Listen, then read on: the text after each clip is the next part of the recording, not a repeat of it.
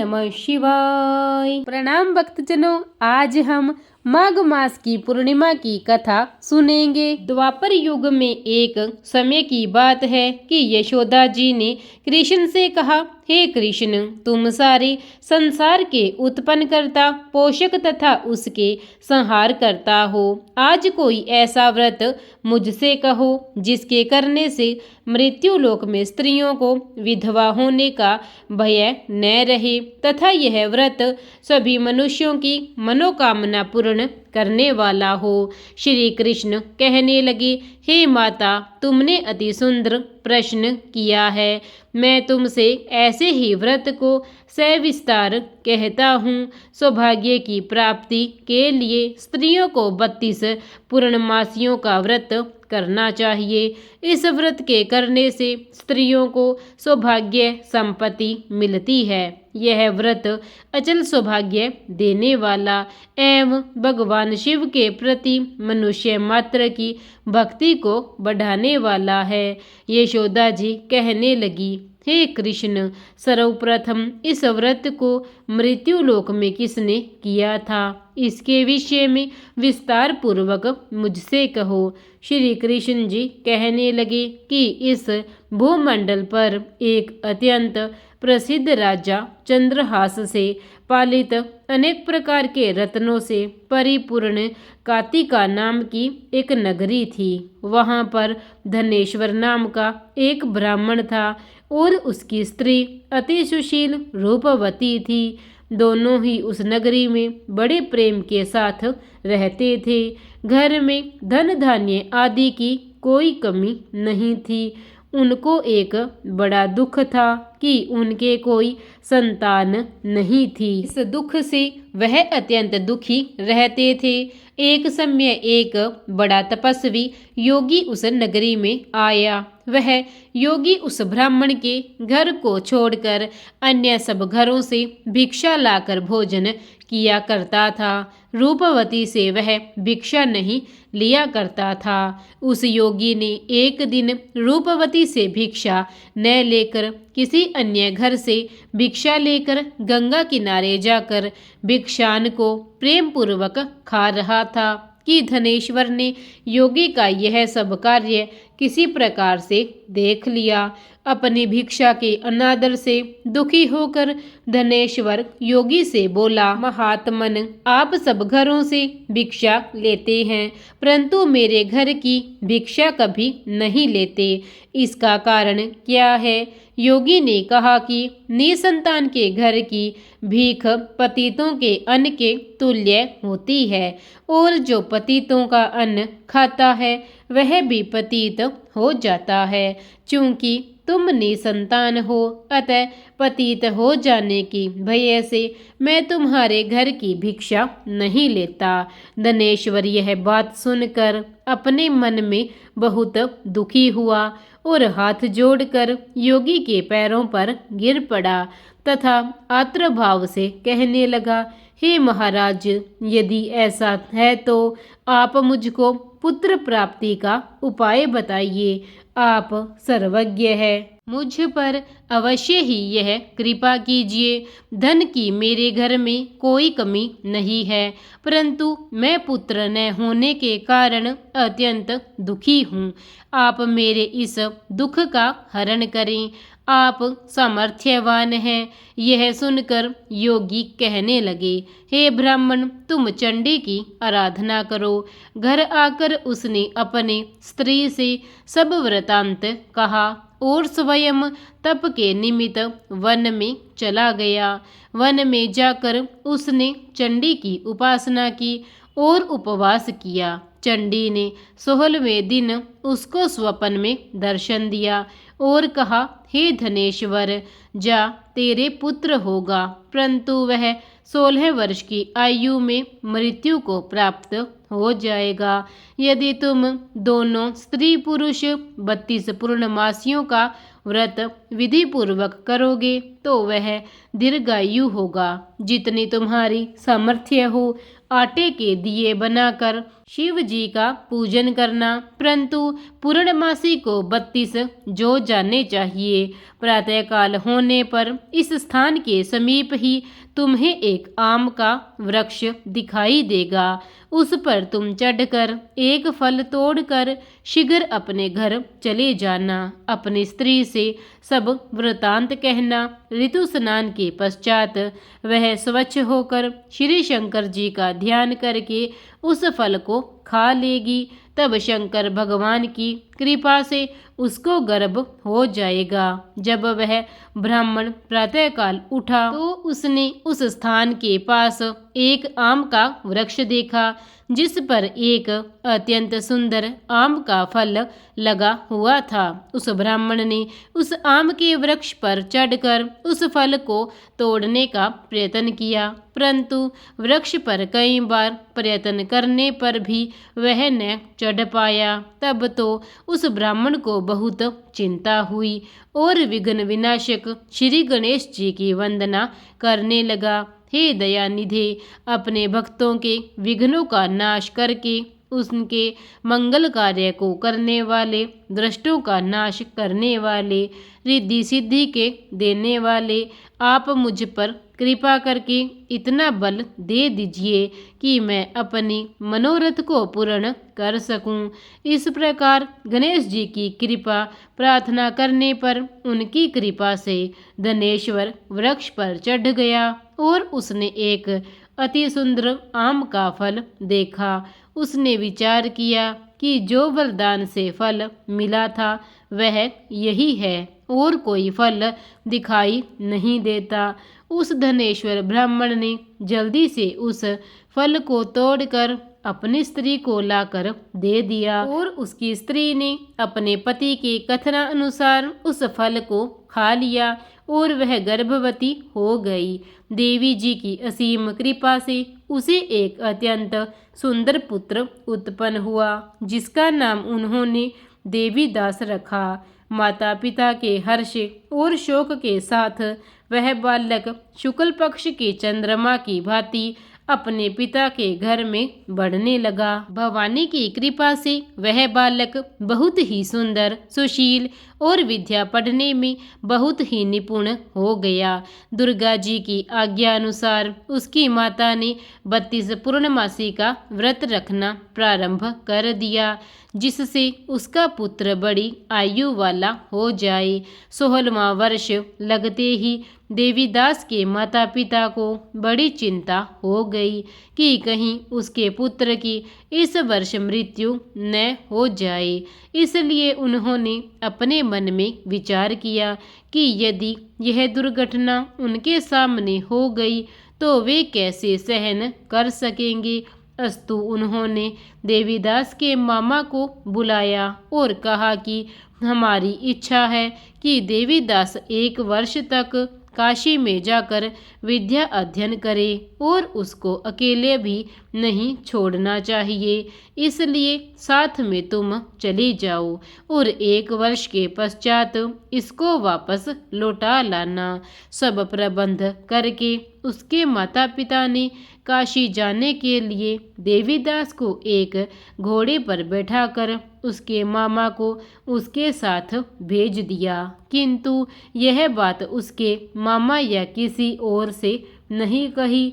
धनेश्वर ने सपत्नीक अपने पुत्र की मंगल कामना तथा दीर्घायु के लिए भगवती दुर्गा की आराधना और पूर्णमासियों का व्रत करना आरंभ कर दिया।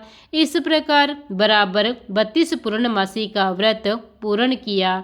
कुछ समय पश्चात एक दिन वह दोनों मामा और भांजा मार्ग में रात्रि बिताने के लिए किसी ग्राम में ठहरे हुए थे। उस दिन उस गांव में एक ब्राह्मण की अत्यंत सुंदर, सुशीला, विदुषी और गुणवती कन्या का विवाह होने वाला था। जिस धर्मशाला के अंदर वर और उसकी बारात ठहरी हुई थी, उसी धर्मशाला में देवीदास और उसके मामा भी ठहरे हुए थे। संयोगवश कन्या को तेल आदि चढ़ाकर मंडप आदि का कृत्य किया गया, तो लगन के समय वर को धनुर्वात हो गया। अस्तु वर के पिता ने अपने कुटुंबियों से परामर्श करके निश्चय किया कि यह देवीदास मेरे पुत्र जैसा ही सुंदर है, मैं इसके साथ ही लगन करा दूं और बाद में विवाह के अन्य कार्य मेरे लड़के के साथ हो जाएंगे। ऐसा सोचकर देवीदास के मामा से जाकर बोला कि तुम थोड़ी देर के लिए अपने भांजे को हमें दे दो, जिससे विवाह के लगन का सब कृत्य सुचारू रूप से हो सके। तब उसका मामा कहने लगा कि जो कुछ भी मधुपर्क आदि कन्यादान के समय वर को मिले वह सब हमें दे दीजिएगा, तो मेरा भांजा इस बरात का दूल्हा बन जाएगा। यह बात वर के पिता ने स्वीकार कर ली, पर उसने अपना भांजा वर बनने को भेज दिया और उसके साथ सब विवाह कार्य रात्रि में विधि पूर्वक संपन्न हो गया। पत्नी के साथ वह भोजन न कर सका और अपने मन में सोचने लगा कि न जाने यह किसकी स्त्री होगी। वह एकांत में इसी सोच में गर्म निश्वास छोड़ने लगा तथा उसकी आंखों में आंसू भी आ गए। तब वधू ने पूछा कि क्या बात है, आप इतने उदासीन व दुखी क्यों हो रहे हैं। तब उसने सब बातें जो वर के पिता व उसके मामा में हुई थी उसको बतला दी। तब कन्या कहने लगी कि यह ब्रह्म विवाह के विपरीत कैसे हो सकता है। देव, ब्राह्मण और अग्नि के सामने मैंने आपको ही अपना पति बनाया है, इसलिए आप ही मेरे पति हैं। मैं आपकी ही पत्नी रहूंगी, किसी अन्य की कदापि नहीं। तब देवीदास ने कहा, ऐसा मत करिए, क्योंकि मेरी आयु बहुत कम है। मेरे पश्चात आपकी क्या गति होगी, इन बातों को अच्छी तरह विचार लो। परंतु वह बहुत दृढ़ विचार वाली थी, बोली कि जो आपकी गति होगी वही मेरी गति होगी। हे स्वामी, आप उठिए और भोजन करिए, आप निश्चित ही भूखे होंगे। इसके बाद देवीदास और उसकी पत्नी दोनों ने भोजन किया तथा शेष रात्रि वे सोते रहे। प्रातःकाल देवीदास ने अपनी पत्नी को 3 नगों से जड़ी हुई एक अंगूठी दी और एक रुमाल दिया और बोला, हे प्रिय, इसे ले लो और संकेत समझकर स्थिर चित हो जाओ। मेरा मरण और जीवन जानने के लिए एक पुष्प वाटिका बनाओ, उसमें सुगंधित वाली एक नवमल्लिका लगा लो, उसको प्रतिदिन जल से सिंचा करो और आनंद के साथ खेलो कूदो तथा उत्सव मनाओ। जिस समय और जिस दिन मेरा प्राण अंत होगा ये फूल सूख जाएंगे और जब ये फिर हरे हो जाए तो जान लेना कि मैं जीवित हूँ। यह बात निश्चय करके समझ लेना, इसमें कोई संशय नहीं है। यह समझाकर वह चला गया। प्रातःकाल होते ही वहाँ पर गाजे बाजे बजने लगे और जिस समय विवाह के कार्य समाप्त करने के लिए वर तथा सब बराती मंडप में आए तो कन्या ने वर को भली प्रकार से देखकर अपने पिता से कहा कि यह मेरा पति नहीं है। मेरा पति वही है जिसके साथ रात्रि में मेरा पाणी ग्रहण हुआ था, इसके साथ मेरा विवाह नहीं हुआ है। यदि यह वही है तो बताए कि मैंने इसको क्या दिया। मधुपर्क और कन्यादान के समय जो मैंने भूषण आदि दिए थे उन्हें दिखाए तथा रात में मैंने क्या गुप्त बातें की वह सब सुनाए। पिता ने उसके कथानुसार वर को बुलवाया। कन्या की यह सब बातें सुनकर वह कहने लगा कि मैं कुछ नहीं जानता। इसके पश्चात लज्जित होकर वह अपना सा मुंह लेकर चला गया और सारी बारात भी अपमानित होकर वहां से लौट गई।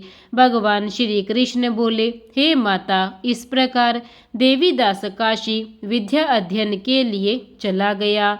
जब कुछ समय बीत गया तो काल से प्रेरित होकर एक सर्प रात्रि के समय उसको डसने के लिए वहां आ गया। उस विषधर के प्रभाव से उसके शयन का स्थान चारों ओर से विष की ज्वाला से विषैला हो गया, परंतु व्रतराज के प्रभाव से उसको काटने न पाया, क्योंकि पहले ही उसकी माता ने 32 पूर्णमासी का व्रत कर रखा था। इसके बाद मध्याह्न के समय स्वयं काल वहां पर आया और उसके शरीर से उसके प्राणों को निकालने का प्रयत्न करने लगा, जिससे वह मूर्छित होकर पृथ्वी पर गिर पड़ा। भगवान की कृपा से उसी समय पार्वती जी के साथ श्री शंकर जी वहां पर आ गए। उसको मूर्छित दशा में देखकर पार्वती जी ने भगवान शंकर से प्रार्थना की कि हे महाराज, इस बालक की माता ने पहले 32 पूर्णिमा का व्रत किया था, जिसके प्रभाव से हे भगवान आप इसको प्राण दान दे।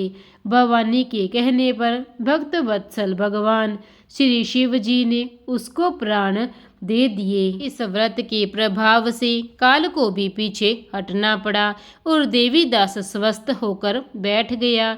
उधर उसकी स्त्री उसके काल की प्रतीक्षा किया करती थी। जब उसने देखा कि उस पुष्प वाटिका में पत्र पुष्प कुछ भी नहीं रहे तो उसको अत्यंत आश्चर्य हुआ, और जब वह वैसी ही हरी भरी हो गई तो वह जान गई कि वह जीवित हो गई। यह देखकर वह बहुत प्रसन्न मन से अपने पिता को कहने लगी कि पिताजी, मेरे पति जीवित है, आप उनको ढूंढिए। जब 16वां वर्ष व्यतीत हो गया तो देवीदास भी अपने मामा के साथ काशी से चल दिया। इधर उसके ससुर उसको ढूंढने के लिए अपने घर से जाने ही वाले थे कि वह दोनों मामा भांजा वहां पर आ गए। उसको आया देखकर उसका ससुर बड़ी प्रसन्नता के साथ अपने घर में ले आया। उस समय नगर के निवासी भी वहां इकट्ठे हो गए और सबने निश्चय किया कि अवश्य ही इस बालक के साथ इस कन्या का विवाह हुआ था। उस बालक को जब कन्या ने देखा तो पहचान लिया और कहा कि यह तो वही है जो संकेत करके गया था। तदुपरांत सभी कहने लगी कि भला हुआ जो यह आ गया, और सब नगरवासियों ने आनंद मनाया। कुछ दिन बाद देवीदास अपनी पत्नी और मामा के साथ अपने ससुर के घर से बहुत सा उपहार आदि लेकर अपने घर के लिए प्रस्थान किया। जब वह अपने गांव के निकट आ गया तो कई लोगों ने उसको देखकर उसके माता पिता को पहले ही जाकर खबर दे दी कि तुम्हारा पुत्र देवीदास अपनी पत्नी और मामा के सहित आ रहा है। ऐसा समाचार सुनकर पहले तो उन्हें विश्वास नहीं हुआ, किंतु जब और लोगों ने भी आकर उनकी बात का समर्थन किया तो उनको बड़ा आश्चर्य हुआ। लेकिन थोड़ी देर में देवीदास ने आकर अपने माता पिता के चरणों में अपना सिर रखकर प्रणाम किया और उसकी पत्नी ने अपने सास ससुर के चरणों को स्पर्श किया तो माता पिता ने अपने पुत्र और पुत्र वधू को अपने हृदय से लगा लिया और दोनों की आंखों में प्रेमा अश्रु बह चले। अपने पुत्र और पुत्र वधू के आने की खुशी में धनेश्वर ने बड़ा उत्सव किया और ब्राह्मणों को भी बहुत सी दान दक्षिणा देकर प्रसन्न किया। श्री कृष्ण जी कहने लगे कि इस प्रकार धनेश्वर 32 पूर्णमासियों के व्रत के प्रभाव से पुत्रवान हो गया। जो भी स्त्रियां इस व्रत को करती है वे जन्म जन्मांतर में वैधव्य का दुख नहीं भोगती और सदैव सौभाग्यवती रहती है। यह मेरा वचन है, इसमें कोई संदेह नहीं मानना। यह व्रत पुत्र पौत्रों को देने वाला तथा संपूर्ण मनोकामनाओं को पूर्ण करने वाला है। 32 पूर्णिमाओं के व्रत करने से व्रती की सभी इच्छाएं भगवान शिव जी की कृपा से पूर्ण हो जाती है। सभी प्रेम से बोलो शिव शंकर भोलेनाथ की जय, माता पार्वती की जय। प्रिय भक्तजनों, अगर आपको मेरी यह पूर्णिमा की कथा अच्छी लगी हो तो इसे लाइक कीजिए, शेयर कीजिए और चैनल को सब्सक्राइब करना ना भूलें। धन्यवाद।